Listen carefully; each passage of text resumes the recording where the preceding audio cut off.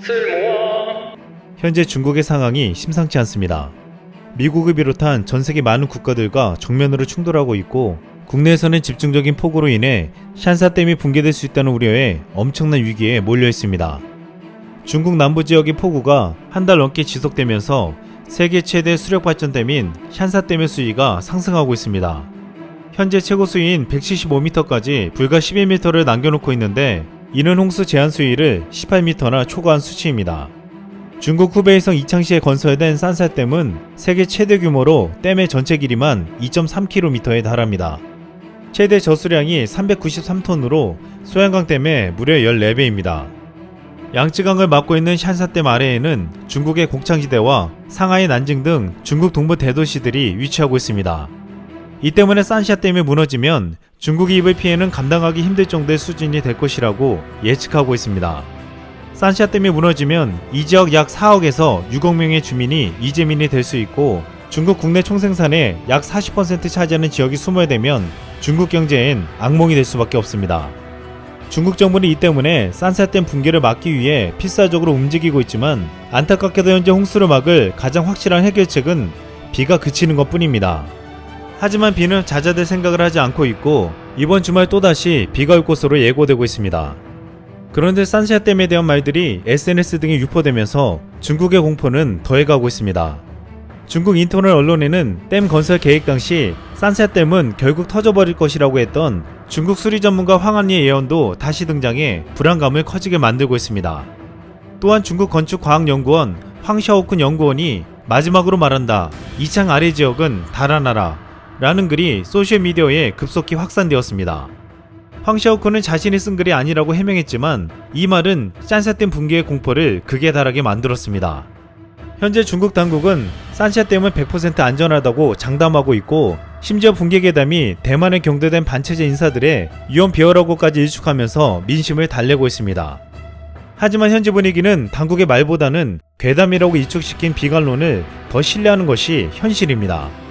사실 만리장성 이후 최대의 토목공사라 불렸던 싼샤댐은 환경 파괴 논란에도 홍수 피해를 막는다면서 만들어졌습니다. 10년에서 20년 단위로 찾아오는 남부지역의 홍수를 100년 단위로 늦추겠다는 목표였습니다. 이 때문에 지금 싼샤댐이 중국을 구할 것인가, 중국을 덮칠 것인가 라는 말이 나오고 있습니다.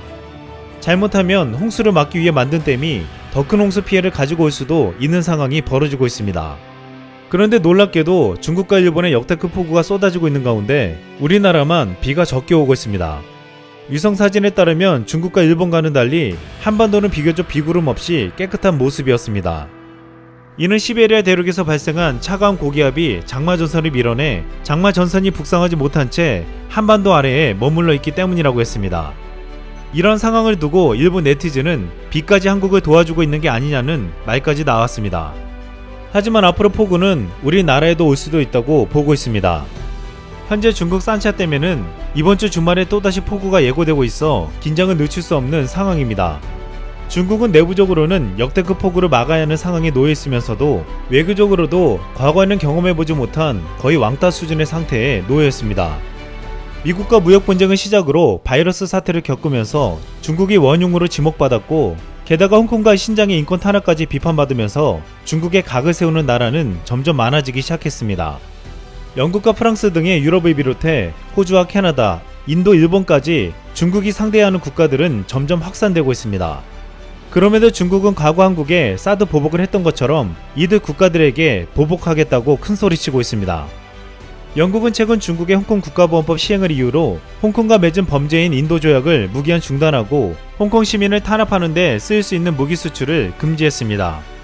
이에 왕원빈 중국 외교부 대변인은 영국이 중국 내정에 난폭하게 간섭했다며 중국은 내정 간섭에 대해 반드시 단호하게 반격할 것이라고 말했습니다. 홍콩보안법 발효 직후 영국이 재외교민 여권을 소지한 300만 명가량의 홍콩인을 받아들이겠다고 밝히자 중국은 노골적인 내정 간섭이라고 반발한 바 있었습니다. 그러자 영국 정부는 한 발 더 나가 지난 14일 자국의 5G 이동통신 사업에서 중국 최대 통신장비 업체인 화이의 참여를 배제하고 기존 장비도 제거하겠다고 발표했습니다. 또한 현재 중국은 HSBC 은행과 제규어 랜드로버 등 영국 기업들에게 타격을 줄 수 있다고 겁을 주고 있습니다. HSBC 은행은 중국의 핵심 영업 국가이며 제규어 랜드로버는 중국 시장에서 가장 높은 수익률을 거두고 있는 것으로 알려져 있습니다. 또한 중국은 EU가 화해를 제지한다면 노키아, 에릭슨 등 유럽 기업들에게 보복 조치를 하겠다고 선언했습니다. 중국 상무부는 지난 20일 유럽의 양대 메이저 통신장비 제조사인 노키아와 에릭슨이 중국에서 만든 제품을 다른 나라로 보내지 못하도록 수출 규제 방안을 검토하고 있다고 보도했습니다. 노키아는 홍콩과 대만을 포함한 중화권의 공장 1곳과 16,000명의 인력을, 에릭슨은 중국 내 제조시설 1곳과 다수의 연구개발 설비를 각각 두고 있어 큰 피해가 예상되고 있습니다. 또한 군사적으로도 중국은 고립되어 싸우고 있습니다. 국제 영유권 분쟁이 여긴 남중국해에서 미국과 중국의 갈등이 고조하는 가운데 중국의 해상 실전훈련과 더불어 남중국해 섬에 전투기를 배치하며 미군에 맞서고 있습니다. 중국은 피어리 크리스 암초, 수비 암초, 미스치브 암초 등 7곳의 인공섬으로 조성해 군사 목적으로 사용할 수 있는 시설들을 계속 설치하고 있습니다. 중국은 남중국해에서 U자 형태로 9개 선을 그어 90%를 자국 영해라고 주장하면서 인공섬을 건설한 뒤 군사 기지화에 인접국과 갈등을 빚고 있습니다. 이에 맞서 미국은 남중국해에서 항행의 자유작전을 펼치며 중국에 대한 공세를 강화하고 있습니다. 미국의 해군 전함은 중국이 베트남, 대만과 영유권 분쟁을 벌이고 있는 파라셀 제도에서 항행 권리와 자유 권리를 행사했습니다.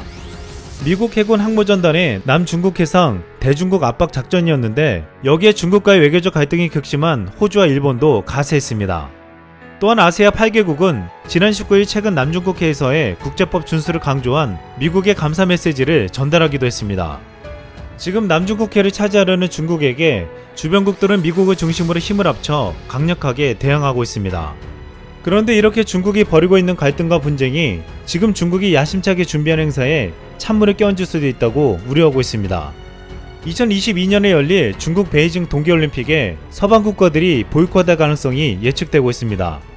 20일 홍콩 사우스 차이나 모닝포스트에 따르면 1980년대 미소 냉전 시기 양 진영이 상대국에서 열리는 하계올림픽에 불참한 바 있었는데 신냉전으로 불리는 최근 분위기상 베이징 동계올림픽 보이콧 움직임이 나타날 수도 있다는 것입니다. 중국은 최근 대회 개막일까지 남은 시간을 표시하는 카운트다운 시계를 대중에 공개하고 베이징 동계올림픽 분위기를 띄우기에 나섰습니다.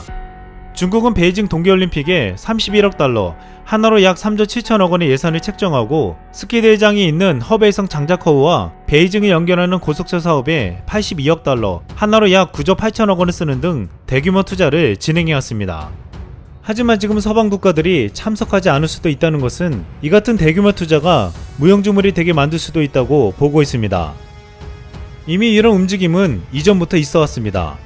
대중국 강경론자인 마르코 루비오 미국 상원의원이 2018년 신장 위구르 자치구 인권 상황을 이유로 개체권 박탈을 주장한 데 이어 릭스콘 미 상원의원은 지난 3월 2021년 1월까지 인권 상황이 눈에 띄게 개선되지 않으면 개체국 교체를 요구할 수 있는 법안을 마련했습니다. 또한 옥스퍼드 대학 중국센터의 조지 마그누스 교수는 베이징 올림픽이 잠재적 화약고가 될 가능성을 거론하며 2018년 평창 올림픽 당시 메달 집계를 보면 상위권 국가들의 불참은 중국에 분명 고통스러울 것이라고 전망했습니다. 평창 대회 당시 노르웨이, 독일, 캐나다, 미국, 네덜란드, 스웨덴 등 6개국이 전체 금메달의 절반 이상을 휩쓸었는데 이 가운데 캐나다, 미국, 스웨덴 등 대부분의 동계올림픽 강국들이 보이콧할 수 있다는 것은 중국에겐 절망적인 소식이 될 수밖에 없습니다. 2017년 중국은 한국의 사드 배치를 문제 삼으며 보복을 감행해 큰 피해를 안겨주었습니다. 한 해의 추정 피해액만 22조 원 이상이었습니다. 미국에게는 아무런 말을 못했지만 자신들보다 힘이 약한 한국에게는 그 잘못된 힘을 과시했습니다. 현재 중국은 그 힘이 커지고 영향력이 커져갈수록 과거 우리에게 보여준 치졸한 모습을 전세계 국가들에게 노출하고 있습니다. 그리고 이젠 공공의 적이 되어가고 있습니다. 중국의 만만치 않은 힘과 강력한 보복에 많은 국가들은 내심 우려하고 있습니다.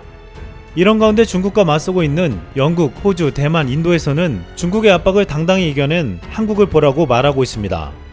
한국은 중국의 사드 보복을 극복해내고 수출을 다변화시키며 경쟁력 있는 상품을 만들어 도약했습니다.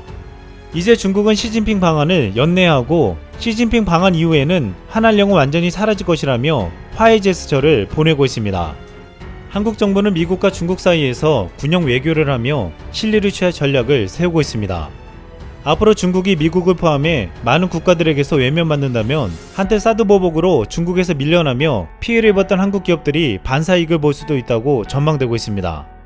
이렇게 지금 한국의 모습은 중국과 맞서는 나라들에게 모델이 되어주고 있습니다. 한국이 사드 보복을 감행한 중국을 극복했던 것처럼 이제 전세계 국가들이 중국을 극복하는 것을 넘어서 중국을 참교육시키겠다고 단단히 벼르고 있습니다. 이상 쓸멍이었습니다.